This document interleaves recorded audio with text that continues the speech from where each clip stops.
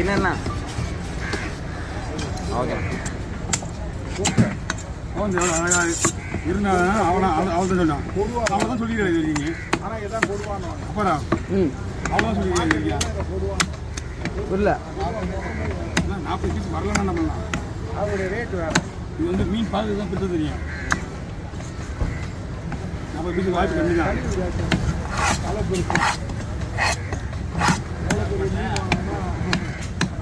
ஓகேவா தோல் தான் அது